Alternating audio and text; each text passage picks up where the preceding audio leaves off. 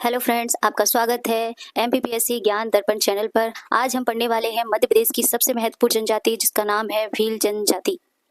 तो ये बहुत ही महत्वपूर्ण जनजाति है। यह मध्य प्रदेश के सभी एग्जाम में इस जनजाति में से बहुत सारे सवाल पूछे जाते हैं और आज मैं आपको इसको बहुत ही ज़्यादा डिटेल में पढ़ाने वाली हूँ। ये आपकी एमपीपीएससी प्री प्लस में इसके साथ साथ अभी जो एग्जाम होने वाला है एमपीएफएसओ, उसमें भी जनजाति पूछी जाएगी। पूरी एक यूनिट दी गई है मध्य प्रदेश की जनजातियों की। तो ये आपके उसके लिए बहुत भी महत्वपूर्ण क्लासेस हैं, तो आप उनका फायदा उठाएं और इसको पूरा जरूर देखें। ये आपके लिए बहुत ज़्यादा इम्पोर्टेंट है। सबसे पहले हम जनजातियों के बारे में बेसिक जानकारी जान लेंगे कि कौन सी जनजाति कहाँ कहाँ पर है। उसके बाद हम भील जनजाति को शुरू करेंगे।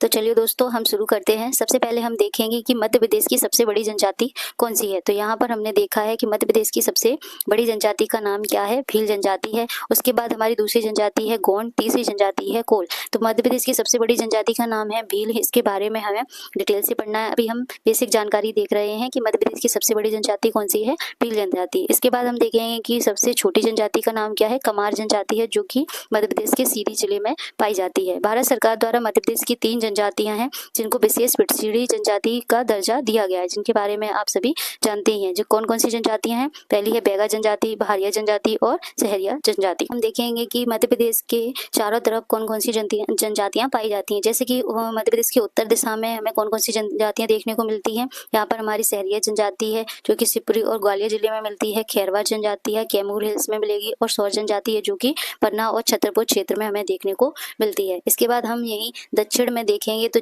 दक्षिण में दक्षिणी और दक्षिण और दक्षिण पश्चिम में हमें भारिया और कोरकू जनजाति देखने को मिलती है। इसी के साथ हम यदि पूर्व की साइड देखेंगे तो पूर्व में हमें पूर्व और दक्षिण दोनों का मिलता जुलता है, या पूर्व और दक्षिण पूर्व में हमें कोल जनजाति, पनिका जनजाति, बेगा जनजाति, हलवा जनजाति, उराव जनजाति और मुड़िया जनजाति देखने को मिलती है। मतलब यहाँ पर हमें ये जनजातियां पाई जाती हैं। इसके साथ ही हम पश्चिम दिशा में देखेंगे तो हमें भील जनजाति और बंजारा जनजाति पाई जाती है। और मध्य प्रदेश के मध्य में देखेंगे तो हमें देखने को मिलेगी कि गोंड जनजाति सर्वाधिक मात्रा में हमें मिल जाती है। दोस्तों, गोंड जनजाति जो है वो मध्य प्रदेश के सभी जिलों में पाई जाती है। मुख्यतः हमें नर्मदा नदी के यहाँ पर ज़्यादा देखने को मिलती है। लेकिन इस सीरीज में हम सबसे पहले भील जनजाति को कवर कर रहे हैं, तो हम भील जनजाति के बारे में देखेंगे कि यहाँ से हम शुरू करते हैं। भील जनजाति के बारे में देखेंगे तो भील जनजाति क्या है, मध्य प्रदेश की सबसे बड़ी जनजाति है। मध्य प्रदेश की सबसे बड़ी जनजाति का नाम क्या है, भील जनजाति। कुल जनजातियों की जनसंख्या का कितना परसेंट है, 39% जनजाति कौन सी है,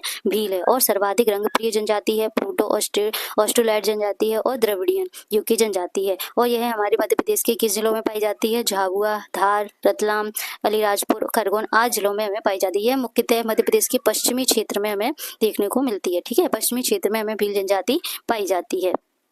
इसके बाद हम देखेंगे दोस्तों कि मध्य प्रदेश की जो भील जनजाति है उससे जुड़े कौन कौन से लोग हैं, मतलब हमें और कौन कौन से लोगों से भील जनजाति के बारे में जानकारी मिलती है। जैसे कि हम पढ़ेंगे सबसे पहले राणा पुंजा के बारे में, जो हल्दी घाटी के युद्ध 1576 में महाराणा प्रताप का सहयोग दिया था, जो किस जनजाति से संबंधित थे, भील जनजाति से संबंधित थे। इनके ही नाम से संबंधित एक पंजादरी जिसका नाम आपने सुना होगा, वो किससे संबंधित है, भील जनजातियों द्वारा निर्मित की जाती है।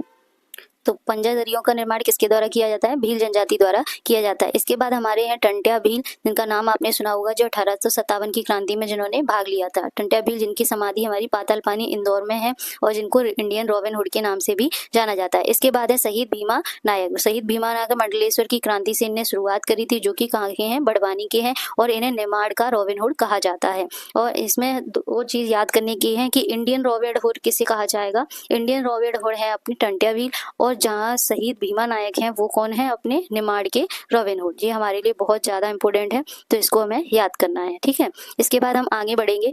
इसके बाद हम देखेंगे कि इस भील शब्द की उत्पत्ति किस शब्द से हुई है। भील शब्द की उत्पत्ति हमारी संस्कृत भाषा में भिल शब्द से हुई है, द्रविड़ भाषा में हमारे भील शब्द से हुई है, और तमिल भाषा में बिल्लूर शब्द से हुई है। इन शब्दों से हमारी भील की उत्पत्ति मानी जाती है। ठीक है, इन सभी का अर्थ एक ही होता है, धनुष बाण। सभी का अर्थ क्या होता है, धनुष बाण। आपसे पूछा जाए कि मध्य प्रदेश की भील जनजाति का अर्थ क्या है, तो क्या बोलेंगे, इसका अर्थ क्या है, धनुष बाण। इसके बाद हम देखेंगे इनकी भाषा, तो ये कौन कौन सी भाषा बोलते हैं, भीली भाषा और बारेला भाषा। इसके बाद और भी भाषाएं उनको हम बाद में देखेंगे, पहले हम इनको कवर करते हैं। इसके बाद दिया है colonel James Tod. Colonel James Tod ने भीलों को क्या कहा है? बनपुत्र कहा है। ये बहुत ही इंपॉर्टेंट स्टेटमेंट है कि कर्नल जेम्स टॉड ने भीलों को क्या कहा है? बनपुत्र कहा है। इसके बाद आगे देखेंगे, इसके बाद हम इनकी जनजातियों को देखेंगे। मध्य प्रदेश की महत्वपूर्ण भिन्न जनजातियों की उपजातियां। तो उपजातियों को दो भागों में बांटा गया है, उजालिया जनजाति और लंगूट भील। उजालिया जो भील होते हैं उनको वो कौन से भील कहलाते हैं? क्षेत्रीय भील कहलाते हैं। और लंगूट भील जो होते हैं उनको कालिया भील कहा जाता है। और इसके अलावा हमारी और कौन कौन सी उपजातियां हैं? भिलाला उपजाति, बरेला, पटालिया, रथियास, बैगास, उमड़ी और तड़वी। इनको देख लेते हैं। सबसे महत्वपूर्ण उपजाति जो भील जनजाति की है, जिसका नाम क्या है?